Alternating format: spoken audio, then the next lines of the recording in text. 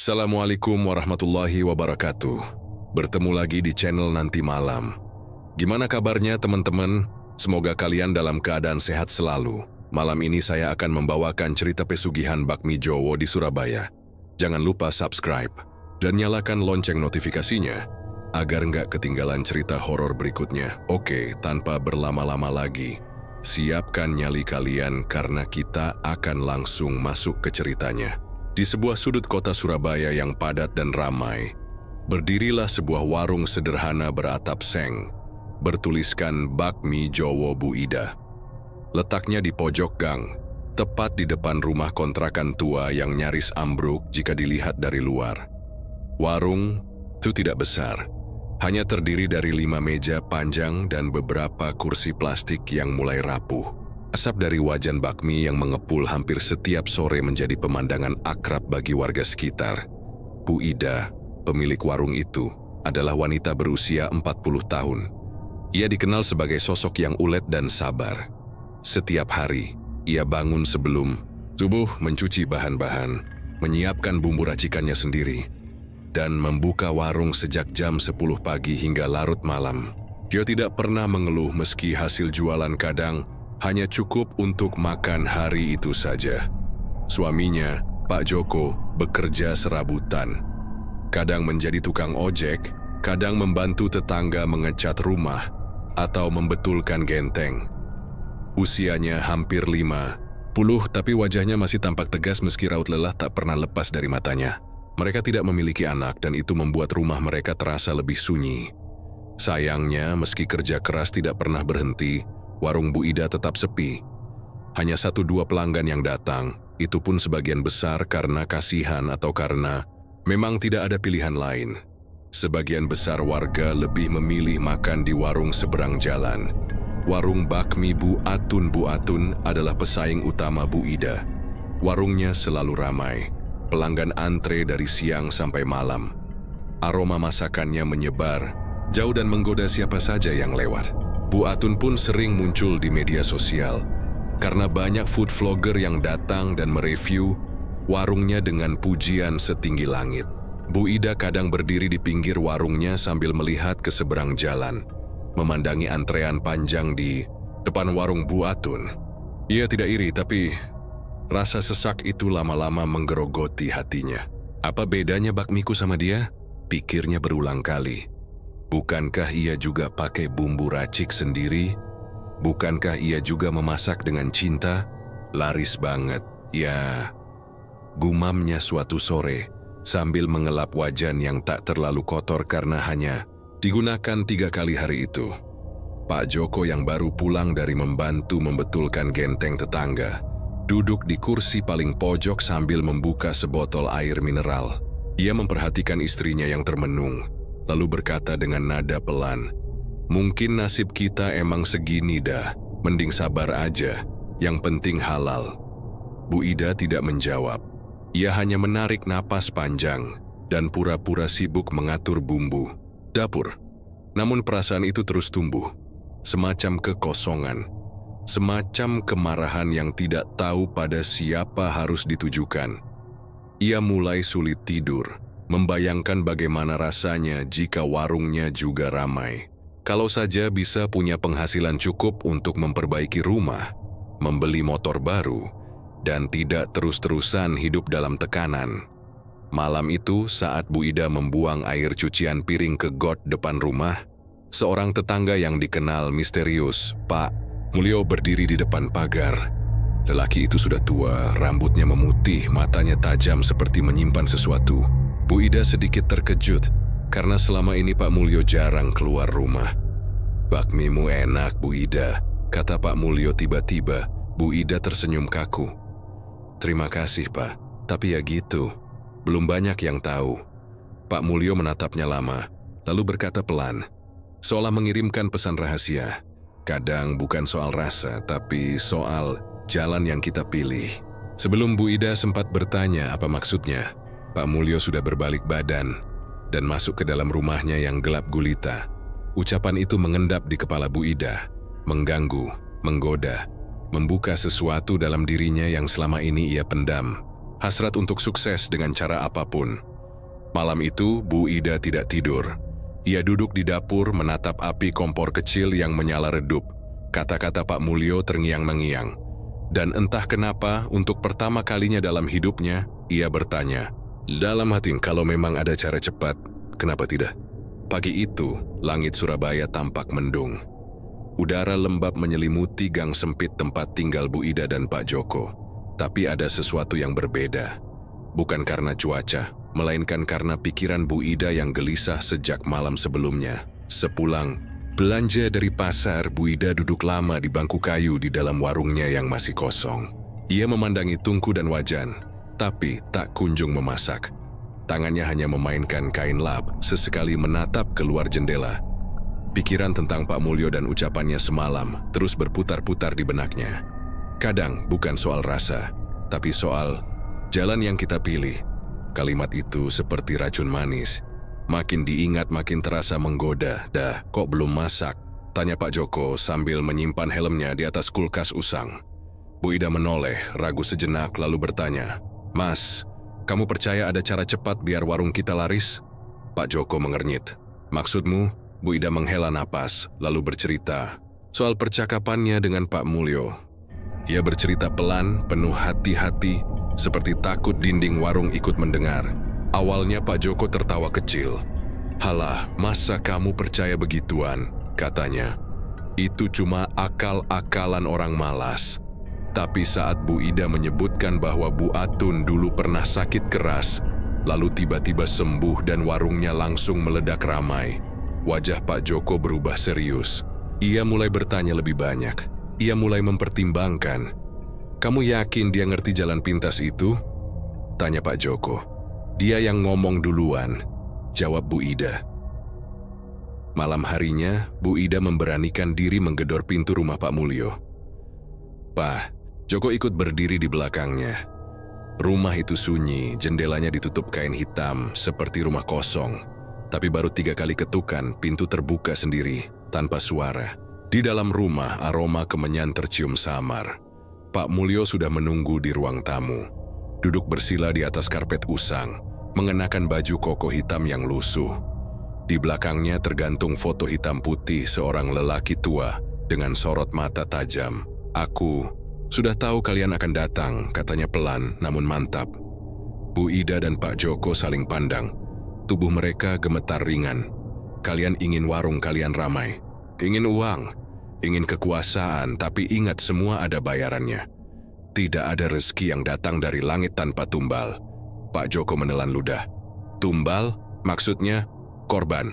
Pak Mulyo tersenyum dingin. Bukan kalian yang menentukan siapa tumbalnya, tapi makhluk itu. Setiap tahun 1 jiwa, bukan dari keluarga kalian, tapi dari sekitar kalian, tetangga, pelanggan, siapa saja. Tapi satu hal yang pasti, di tahun keempat, tumbal utama akan diambil. Bu Ida menelan ludah. Tumbal utama itu siapa, Pak? Pak Mulyo tidak menjawab. Dia hanya berdiri, mengambil kendi dari balik tirai, dan menuangkan air ke dalam mangkuk tanah liat. Kalian hanya perlu menyetujui perjanjiannya. Ritual akan dilakukan malam Jumat Kliwon ini. Setelah itu, kalian akan merasakan sendiri hasilnya. Tapi ingat, setelah memulai tidak ada jalan kembali. Suasana hening. Hanya suara detak jam dinding yang terdengar. Pak Joko menggenggam tangan istrinya. Keduanya saling pandang. Dalam hati mereka tahu ini salah. Tapi mereka juga tahu hidup mereka selama ini penuh kekurangan. Penuh pengorbanan yang tak pernah dihargai. Mereka ingin lebih. Mereka butuh lebih. Baik, Pak, jawab Bu Ida akhirnya. Kami setuju. Malam Jumat Kliwon pun tiba. Langit gelap pekat tanpa bintang. Di pinggir sungai kecil tak jauh dari kampung, Pak Mulyo sudah menunggu, mengenakan jubah panjang dan memegang kendi serta pisau kecil. Bu Ida dan Pak Joko datang membawa ayam cemani, bunga 7 rupa dan kemenyan. Ritual dimulai dengan pembacaan mantra dalam bahasa Jawa kuno. Ayam itu disembelih dan darahnya diteteskan ke tanah sambil Pak Mulyo melantunkan doa. Suara angin tiba-tiba berubah. Dingin menggigit meski malam itu bukan musim hujan. Pepohonan di sekitar bergoyang seolah menari. Asap kemenyan membumbung ke langit seperti membentuk wajah besar hitam yang mengerikan. Pak Mulyo menancapkan jarinya ke tanah, lalu berkata, "Dengan ini, pengikat telah dibuka, jalan kekayaan dibuka. Tapi ingat, setiap yang datang akan menuntut kembali." Bu Ida menutup matanya. Dalam kegelapan pikirannya, ia melihat bayangan warung yang ramai, pelanggan yang antre, uang yang mengalir seperti sungai. Tapi ia juga melihat sosok hitam besar berdiri di ujung gang menatapnya tajam. Dan di detik itu ia tahu hidupnya tak akan pernah sama lagi. Pagi hari setelah ritual itu, suasana di rumah Bu Ida masih sama. Dapur kecilnya masih berantakan, lantai masih basah bekas cucian malam tadi, dan warung masih sepi. Tidak ada perubahan apapun, tidak ada suara gaib, tidak ada pelanggan mendadak datang mengetuk. Bu Ida mulai ragu, bertanya dalam hati, apakah semua itu hanya permainan pikiran saja? Namun, menjelang siang, keanehan mulai terasa. Saat Bu Ida baru saja membuka pintu warung, seorang lelaki berbadan besar yang belum pernah ia lihat sebelumnya masuk dan duduk di meja paling depan. "Satu bakmi goreng pedas ya, Bu," katanya tanpa basa-basi. Bu Ida agak terkejut, tapi segera melayani. Tak lama kemudian, datang lagi dua pemuda berjaket motor, lalu sekelompok anak SMA yang biasanya hanya jajan di warung Bu Atun, kini malah mampir dan memesan 5 porsi sekaligus. "Wah, Bu, bakmi panjenengan enak tenan ya. Kok baru buka di sini?" kata salah satu pemuda. Bu Ida tersenyum bingung. "Loh, saya sudah jualan dari 4 tahun lalu." Hari itu, warungnya penuh. Untuk pertama kalinya dalam bertahun-tahun, ia kewalahan. Pak Joko ikut turun tangan mengantar pesanan. Bahkan kursi yang biasanya hanya jadi tempat duduk kucing liar, kini diduduki pelanggan yang rela menunggu. Anehnya, aroma bakmi goreng Bu Ida memang berbeda hari itu. Lebih harum, lebih menggoda, padahal resepnya tidak berubah. Namun siapapun yang mencicipinya selalu memuji. Bahkan ada yang sampai menjilat piring dan minta tambah. Mulut ke mulut menyebar cepat. Dalam 3 hari saja, warung Bu Ida berubah drastis. Dari yang biasanya disapa kasihan, kini disapa kekaguman. Dari yang dicibir karena sepi, kini dijadikan rujukan kuliner. Bahkan ada food vlogger dari TikTok yang datang dan membuat video viral dengan caption, "Bakmi Jowo terenak di Surabaya, gak nyangka di gang sempit ada surga rasa." Bu Ida mulai mengumpulkan uang lebih banyak. Dalam 2 minggu, ia bisa membeli kulkas baru. Dalam sebulan, ia sudah mengganti meja kayu tua dengan set stainless steel. Bahkan Pak Joko akhirnya bisa berhenti kerja serabutan.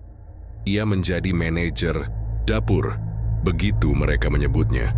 Tetapi seperti kata pepatah, semua yang cepat datang pasti menyimpan rahasia.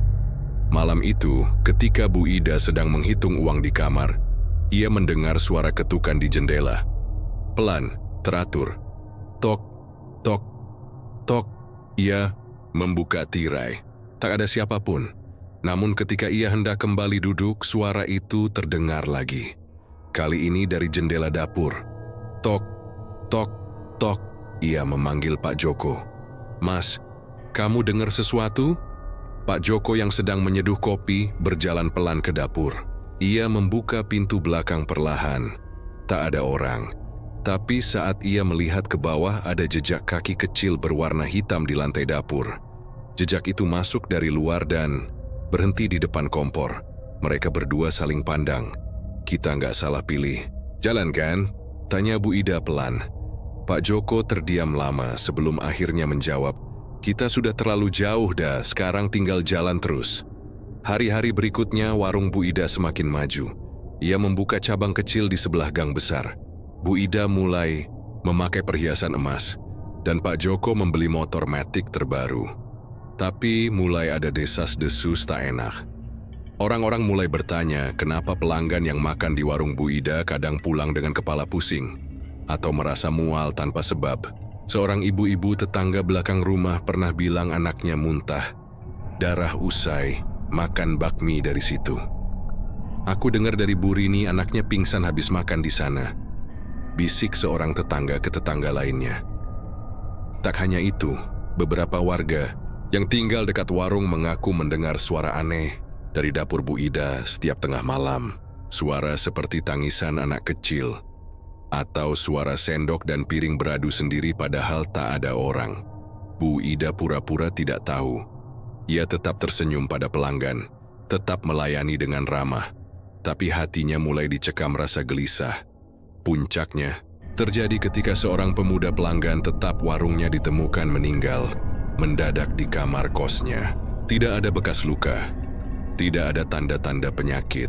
Namun wajahnya pucat dan matanya membelalak seperti melihat sesuatu yang sangat mengerikan.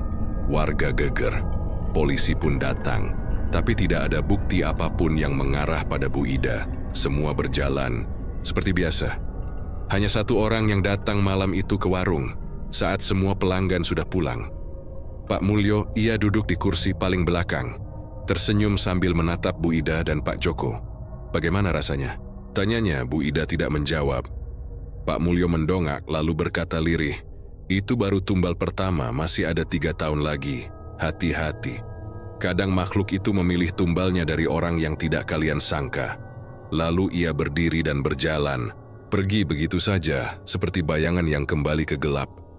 Dan malam itu, untuk pertama kalinya sejak warungnya ramai, Bu Ida tidak bisa memejamkan mata sedikit pun. Setahun telah berlalu sejak Bu Ida dan Pak Joko melakukan perjanjian terlarang itu. Warung bakmi mereka makin berjaya. Nama bakmi Jowo Bu Ida sudah jadi legenda kecil di kalangan warga Surabaya bagian timur. Bahkan ada pelanggan dari luar kota yang rela datang hanya untuk mencicipi bakmi gorengnya yang terkenal gurih dan bikin ketagihan. Namun di balik gemerlap keberhasilan itu, bayangan kematian mulai menghantui. Tahun pertama, seperti yang sudah terjadi, tumbal diambil dari seorang pemuda kos yang jadi pelanggan tetap. Tahun kedua datang lebih diam-diam. Seorang wanita muda, pelanggan setia, pulang dari warung dalam keadaan linglung. 2 hari kemudian ia ditemukan bunuh diri di kamar mandi rumahnya. Tak ada alasan jelas. Keluarganya bersumpah bahwa ia adalah sosok ceria dan penuh semangat. Bu Ida mendengar kabar itu dari seorang tetangga. Ia hanya tersenyum kecut dan melanjutkan mengaduk mie di dalam wajan.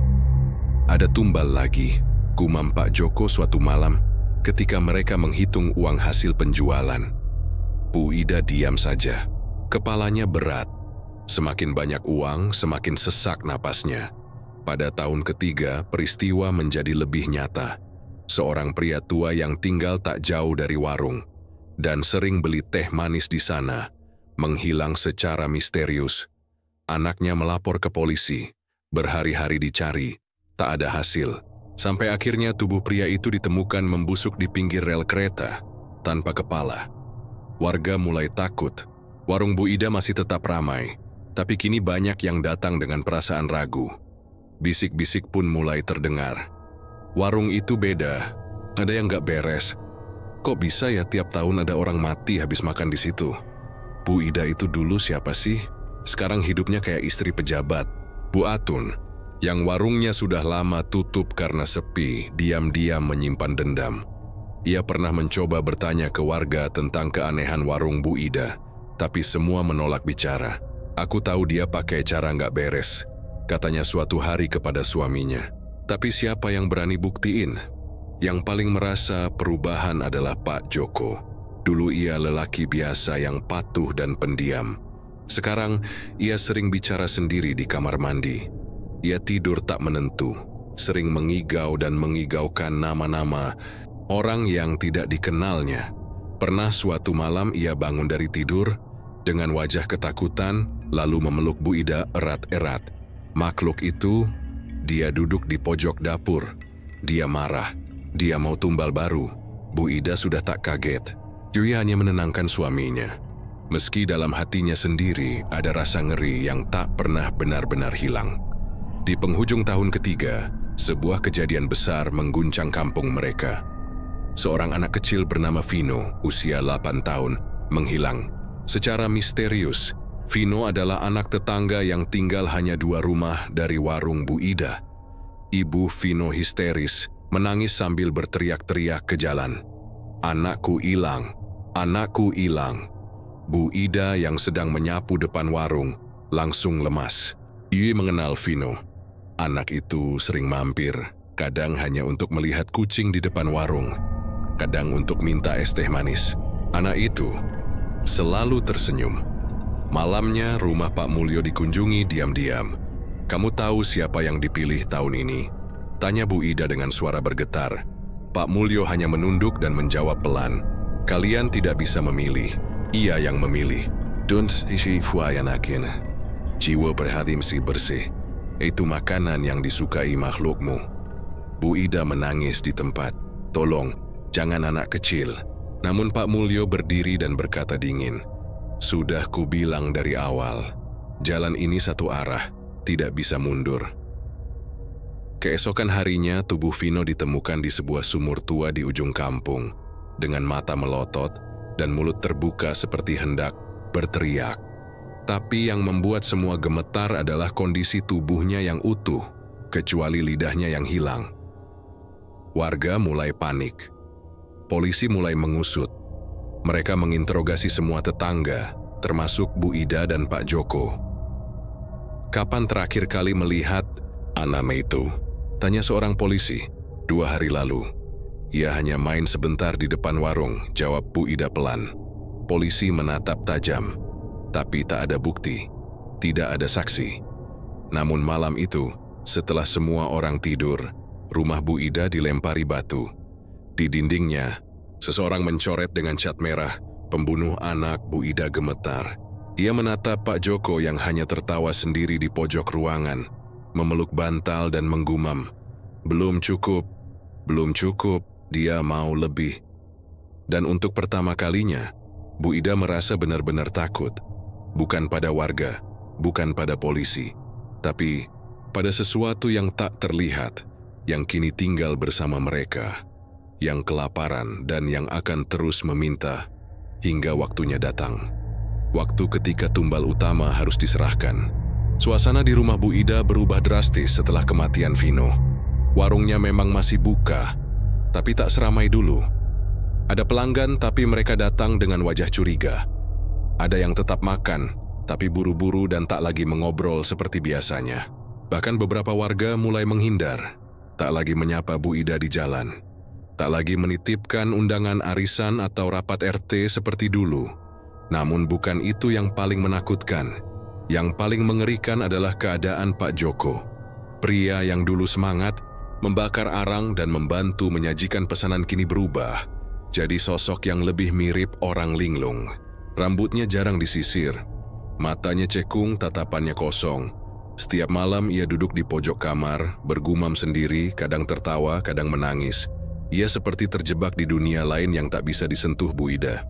Suatu malam, Pak Joko menggambar sesuatu di tembok kamar dengan darah dari jarinya sendiri. Sebuah lingkaran besar dengan garis silang dan mata di tengahnya. Bu Ida menangis dalam diam.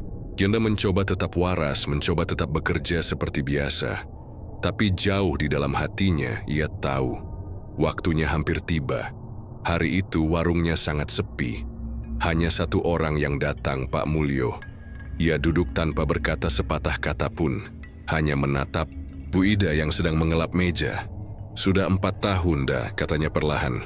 "Tumbal-tumbal sudah cukup. Sekarang giliranmu." Bu Ida berhenti mengelap, tangannya gemetar. "Kenapa? Aku? Bukankah aku sudah memberi yang ia minta?" tanyanya, suara serak. Dari awal sudah dijelaskan. Pesugihan itu bukan cuma minta tumbal. Ia juga minta pemilik, ia ingin rumah, ia ingin raga, ia ingin wadah. Pak Mulyo memandang tajam. "Dan kamu yang paling cocok." Bu Ida berteriak, ia tak peduli lagi. Ia usir Pak Mulyo, ia banting piring-piring, ia marah pada semuanya. Pada pesugihan, pada Pak Mulyo, pada Pak Joko, dan pada dirinya sendiri. "Aku cuma mau sukses. Aku cuma mau bisa hidup layak. Kenapa malah begini jadinya?" Malam itu, suara-suara mulai terdengar dari dapur. Piring berjatuhan tanpa alasan. Kompor menyala sendiri. Aroma bakmi goreng tercium padahal tak ada yang memasak. Pak Joko berteriak. Dari kamar suaranya melengking seperti anak kecil. Dia datang, dia mau kamu, Ida. Bukan aku, bukan aku. Bu Ida masuk kamar dan memeluk suaminya. Tapi tubuh Pak Joko sangat dingin. Bibirnya membiru. Ia tak sadar lagi. Lalu mereka mendengar suara tangisan. Pelan, seperti anak kecil. Semakin lama semakin keras. Tangisan itu datang dari bawah lantai, dapur, dari sumur tua yang dulu mereka tutup dengan semen. Bu Ida tahu, ini akhir dari perjanjiannya. Ia memeluk tubuh suaminya yang gemetar dan menatap sekeliling dapur. Dinding terasa lebih gelap, udara lebih berat, suara langkah kaki kecil terdengar dari atap, lalu terdengar bisikan. Waktumu habis. Malam itu warga dikejutkan oleh jeritan panjang dari rumah Bu Ida. Beberapa orang berlari ke sana, tapi pintu rumah terkunci. Ketika mereka berhasil mendobrak masuk, mereka menemukan Pak Joko duduk di tengah ruang tamu, tertawa keras sambil memeluk kepala ayam hidup. Matanya kosong, air liurnya menetes. Ia sudah tak waras lagi, dan Bu Ida tidak ada. Hilang. Raib, tak ada jejak, tak ada tubuh. Hanya tersisa satu hal, aroma bakmi goreng yang sangat kuat dari dapur, padahal api dan wajan sudah mati. Beberapa hari kemudian Pak Joko dibawa ke rumah sakit jiwa. Yudi hanya bisa mengulang satu kalimat, setiap hari, setiap jam, setiap detik. Ida dimakan, Ida dimakan. Warung itu pun ditutup permanen, tapi warga bersumpah, setiap malam Jumat Kliwon, dari dalam dapur yang sudah kosong itu, masih terdengar suara perempuan menggoreng mie sambil bersenandung lagu Jawa. Dan jika kau berani mengetuk pintu warung pada malam itu, konon akan ada seorang perempuan membuka, berwajah pucat, mengenakan daster putih dan berkata, bakmi goreng, pedas, atau sedang? 2 bulan setelah kejadian mengerikan itu, rumah dan warung milik Bu Ida masih dibiarkan kosong. Tak ada yang berani mendekat, apalagi masuk ke dalamnya. Bahkan tukang pos dan anak-anak kecil yang biasanya bermain di gang depan rumah kini memilih berputar jauh demi menghindari lorong itu. Rumah tersebut kini dijuluki warga sebagai warung maut. Sebuah bangunan berdinding hijau kusam dengan pintu kayu yang dicat coklat, kini berubah menjadi simbol kutukan. Pihak kelurahan pernah mencoba membersihkan dan menyegel rumah itu. Seorang petugas kebersihan dikirim untuk memindahkan barang-barang yang masih tersisa.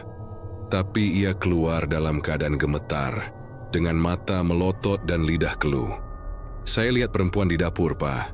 Dia goreng mie, tapi tangannya panjang, sangat panjang, dan matanya hitam semua. Petugas itu langsung pindah tugas ke kecamatan lain. Sejak hari itu, tak ada yang berani dikirim lagi. Sementara itu, Pak Joko, yang kini menjalani hidup di rumah sakit jiwa, menjadi seperti boneka rusak. Ia duduk diam sepanjang hari, kadang tertawa kecil, kadang menangis, kadang melamun, sambil memeluk sesuatu yang tak terlihat. Dokter-dokter sudah mencoba berbagai terapi, tapi semua gagal. Sampai akhirnya, seorang perawat muda penasaran dan mencoba bertanya dengan lembut. Pak Joko, kenapa Ibu Ida menghilang? Pak Joko menoleh perlahan, karena dia diminta kembali. Diminta siapa, Pak? Yang di dapur? Perawat itu tak berani bertanya lagi. 3 bulan berlalu, seorang lelaki paruh baya bernama Pak Dimas, pendatang baru dari Gresik, tertarik membeli rumah itu karena harganya sangat murah. Ia tidak tahu banyak soal sejarahnya. Ia hanya berpikir, ini lokasi strategis, lumayan buat buka usaha kuliner. Meski sudah diperingatkan oleh beberapa tetangga, ia tetap nekat. Hantu? Saya enggak percaya begituan, ujarnya sambil tertawa.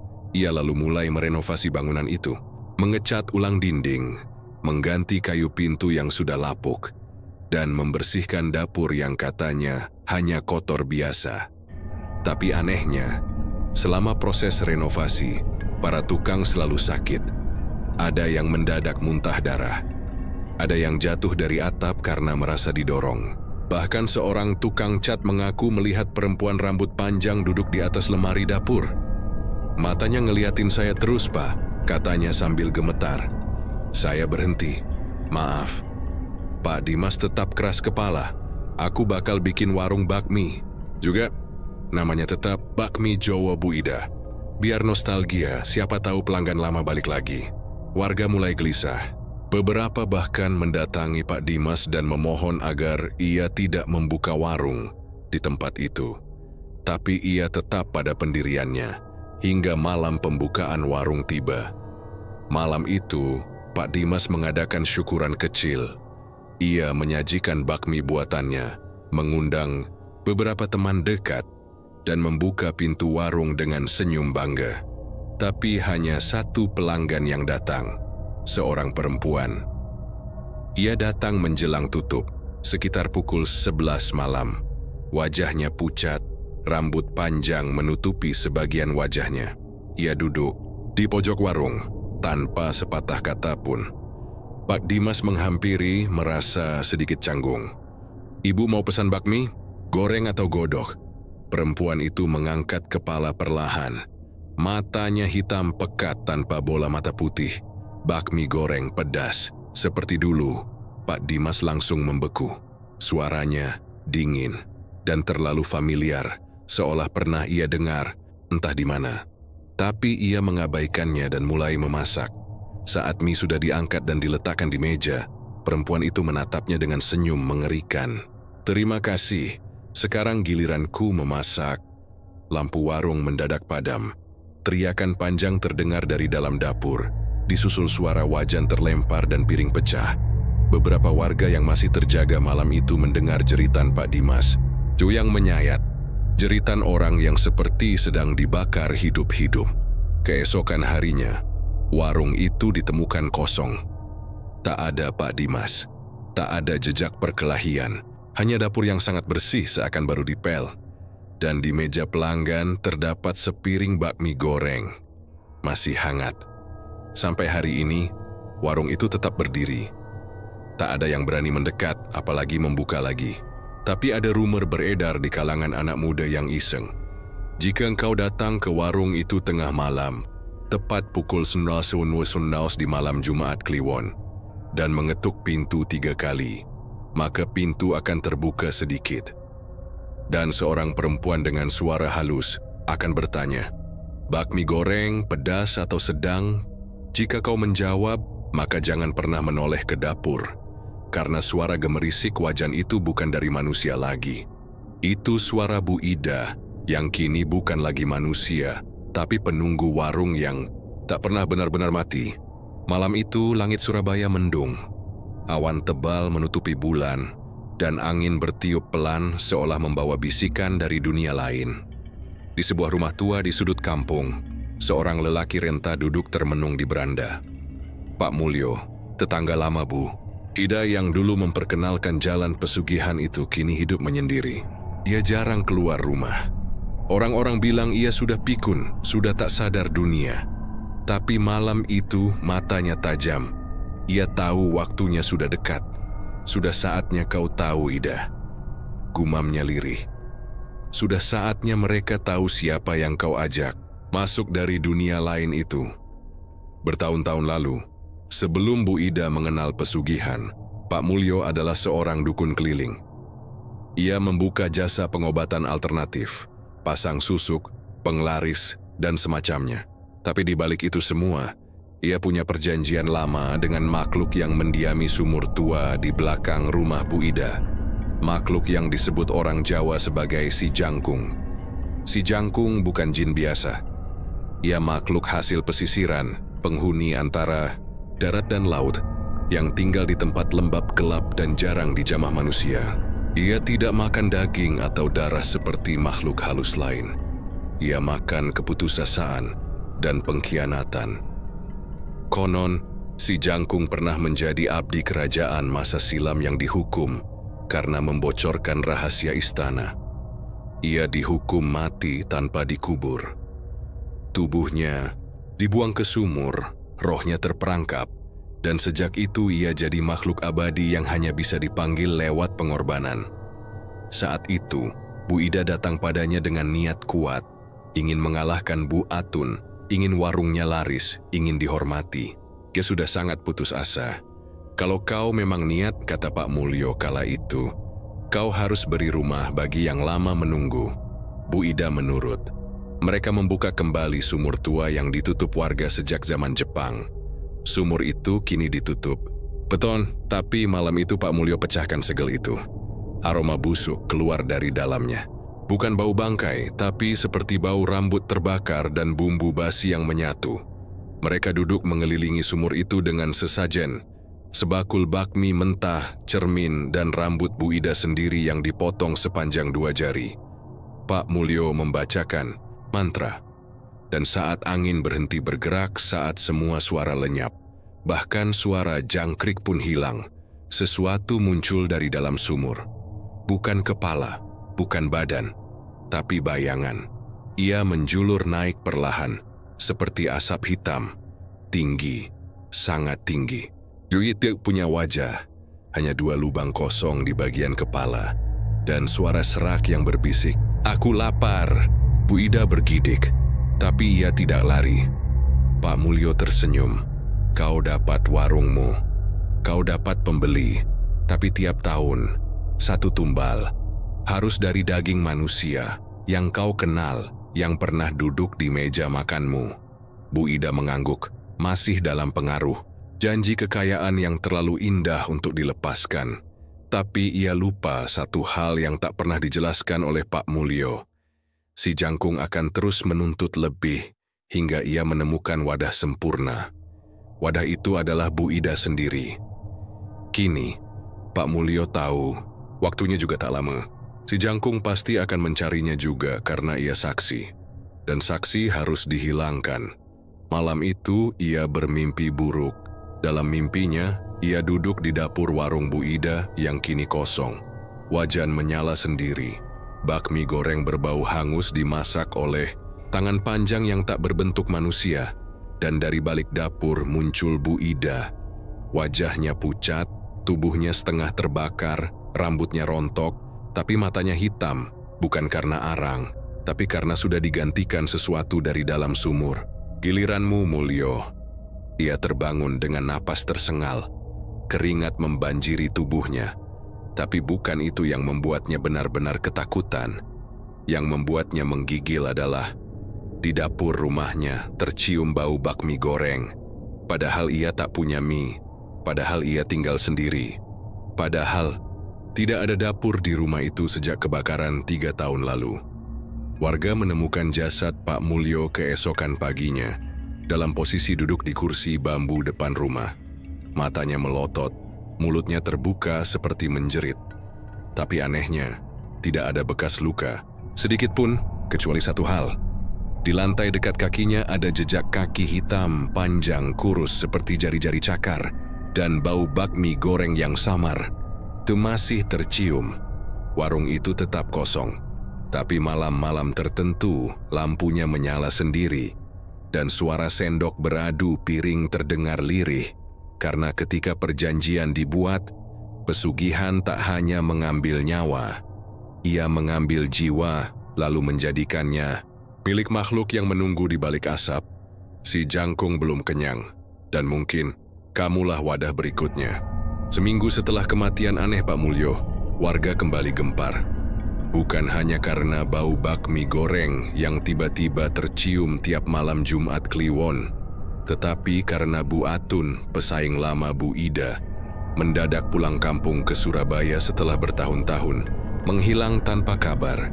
Banyak yang menyangka Bu Atun sudah meninggal, tapi kenyataannya, ia tinggal di desa kecil di kaki Gunung Bromo, membuka warung kecil dan hidup sederhana.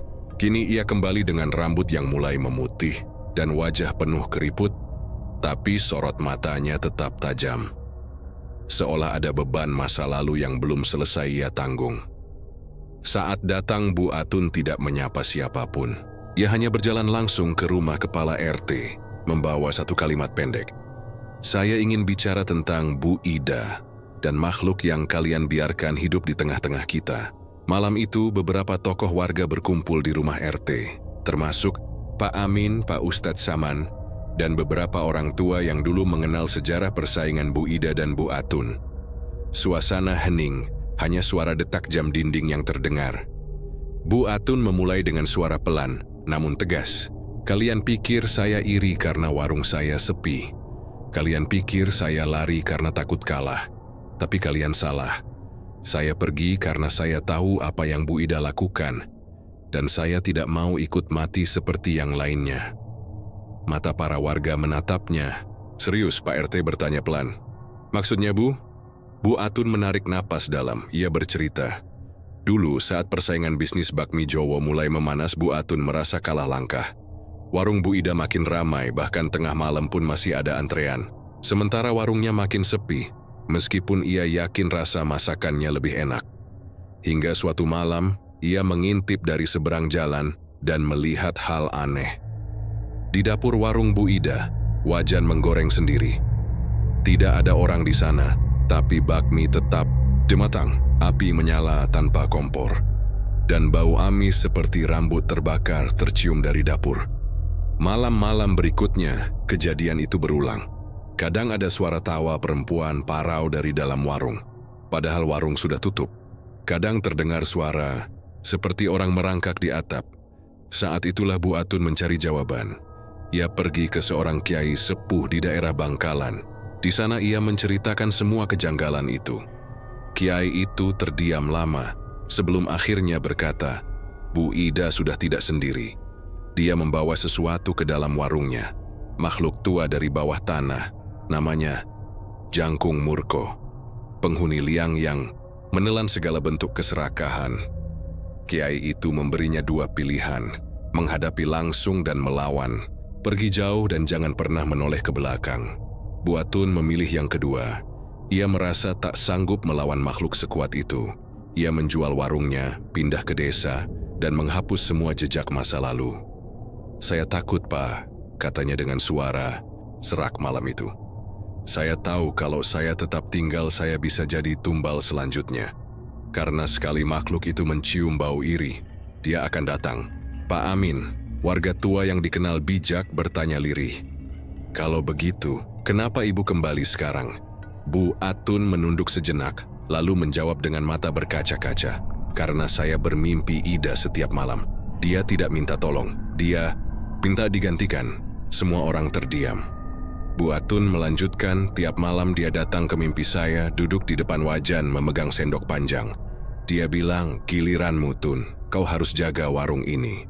Saya takut, tapi saya tahu, jika tidak dihentikan, warung itu akan terus memanggil korban baru. Setiap orang yang mencoba membuka warung di sana akan jadi santapan si Jangkung. Bu Atun kemudian menyerahkan sesuatu pada Pak RT, kunci tua yang berkarat. Kunci dapur belakang warung. Di bawah lantai dapurnya ada lorong. Di ujung lorong itu sumur tua yang jadi sumber kekuatan makhluk itu. Tutup lorong itu, segel kembali sumurnya, atau kita semua akan mati satu persatu. Namun malam itu juga, ketika warga sepakat untuk membuka warung dan menyegel tempat itu keesokan harinya, sesuatu terjadi. Bu Atun ditemukan meninggal di dalam kamar tamu rumah Pak RT. Posisinya duduk di kursi kayu, mata terbuka, tubuh kaku seperti patung. Tapi yang paling mengerikan, kepalanya menghadap ke belakang. Tak ada suara, tak ada jejak perlawanan, tapi lantai di sekitar kursinya terasa hangat.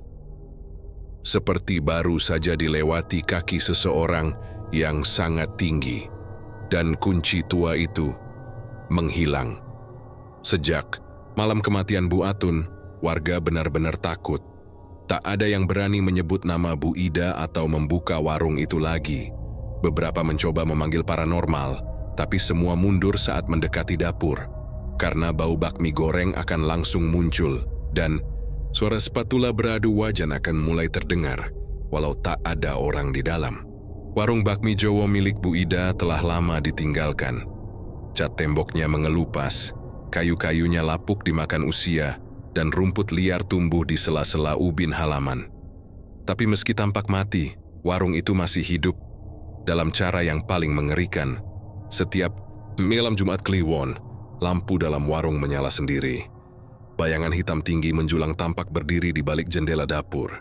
Kadang terdengar bunyi wajan yang mendesis, dan aroma bakmi goreng tercium kuat, menusuk hidung dan menusuk jiwa. Warga sekitar tak berani mendekat. Bahkan anak-anak dilarang bermain di radius 10 meter dari warung itu. Warung tersebut bukan lagi tempat orang berjualan makanan, melainkan gerbang yang menganga ke dunia para makhluk lapar, yang dipimpin oleh si Jangkung. Namun, segalanya berubah ketika seorang pemuda bernama Reza datang dari Jakarta. Reza adalah keponakan jauh Bu Ida. Ia datang karena surat warisan. Dalam surat yang ditemukan di brankas rumah tua Bu Ida, disebutkan bahwa warung bakmi itu adalah miliknya sekarang. Sebagai ahli waris terakhir, Reza merasa ini kesempatan untuk memulai hidup baru. Ia tak tahu apa-apa tentang sejarah kelam warung itu. Ketika ia datang dan bertanya kepada warga, tak satu pun dari mereka berani bercerita jujur. Semua hanya menyuruhnya menjual bangunan itu atau membiarkannya terbengkalai. Tapi Reza keras kepala. Ia punya ambisi besar. Aku akan hidupkan kembali warung ini. Namanya udah terkenal. Ini aset emas, katanya penuh semangat. Padahal malam, itu angin bertiup kencang dan seekor kucing hitam melintas di halaman warung. Dengan suara mendesis. Hari pertama ia masuk ke dalam warung, udara langsung berubah. Dinginnya bukan dingin biasa, tapi dingin seperti berada di dalam sumur. Wajan-wajan tua masih tergantung di dinding. Ada bekas minyak yang sudah menghitam seperti darah beku. Di dapur belakang, ia menemukan lantai kayu dengan paku-paku berkarat menutupi sesuatu. Ia pikir itu gudang, tapi begitu ia coba congkel salah satu papan, bau anyir langsung menyeruak. Seperti daging basi yang dicampur keringat manusia, Reza buru-buru menutupnya. Ia mengira itu hanya bangkai tikus, tapi malam itu ia mulai bermimpi. Dalam mimpi itu, ia sedang memasak bakmi, tapi tangannya bukan tangannya sendiri. Kulitnya gelap, penuh luka dan panjang. Di seberangnya duduk seorang wanita tua dengan wajah hangus, Bu Ida. Bagus kau kembali, Reza. Warung ini butuh darah baru. Ia terbangun dengan napas tersengal, tapi anehnya tangannya terasa panas. Ketika ia menengok ke cermin, ada bekas luka bakar di telapak kirinya, berbentuk spatula. Reza mengabaikannya. Ia tetap bersikeras merenovasi warung. Ia bahkan mulai memasak dan mencoba resep bakmi dari buku lama milik Bu Ida. Tapi setiap malam, suara-suara datang semakin jelas. Ada yang merangkak di loteng. Ada yang mengetuk jendela dari luar. Kadang wajan terjatuh sendiri padahal tidak disentuh. Puncaknya, suatu malam Reza sedang memasak dan sendiriannya tidak bisa berhenti. Tangannya mengaduk wajan terus-menerus. Badannya seperti dikendalikan. Api di bawah wajan membesar. Sangat besar. Dan dari dalam uap itu muncul wajah Bu Ida, tapi bukan wajah manusia lagi. Matanya hitam seluruhnya. Bibirnya hangus, lehernya menjulur panjang seperti karet. Tumbal terakhir adalah dagingmu sendiri. Reza berteriak melompat mundur. Ia berhasil keluar dari dapur dan berlari keluar warung. Tapi ketika ia menoleh ke belakang, warung itu menyala. Bukan terbakar, tapi menyala seperti dapur besar. Suara spatula berdentang keras. Suara pelanggan berseru-seru minta bakmi. Tapi tak ada orang. Hanya bayangan-bayangan yang duduk dan mengunyah kosong. Reza tak sempat berpikir panjang. Ia pergi meninggalkan warung. Malam itu juga berlari tanpa alas kaki. Keringat bercucuran seperti hujan. Keesokan paginya, warga menemukannya di pos ronda. Tubuhnya menggigil, bibirnya pecah-pecah dan matanya kosong. Ia hanya berkata satu kalimat, berulang-ulang. Saya bukan tukang bakmi, saya bukan tukang bakmi. Sejak malam itu, warung tersebut kembali kosong. Tapi berbeda dari sebelumnya, kali ini tidak ada lagi suara spatula. Tidak ada bau bakmi, tidak ada lampu yang menyala sendiri. Seolah-olah warung itu kenyang. Seolah tumbal terakhir telah dipenuhi. Beberapa bulan kemudian warung itu akhirnya dirobohkan. Tapi saat ekskavator membongkar dapur belakang, mereka menemukan sebuah sumur yang ditutup kayu dan besi tua. dan di dalamnya ada tengkorak dengan tubuh yang sangat tinggi. Duduk bersila, tangannya melipat sendok besar. Di sekelilingnya ada rambut manusia yang tumbuh seperti akar. Sumur itu kemudian disemen permanen. Di atasnya dibangun mushola kecil. Warga percaya doa-doa bisa menenangkan apapun yang dulu tinggal di bawah sana. Tapi terkadang saat malam turun, kalau kau lewat dekat mushola itu, kau akan mencium bau bakmi goreng yang baru matang dan mendengar suara spatula berdenting. Pelan sih seolah dapur dari dunia lain masih menyala, menunggu pemilik baru. Tamat.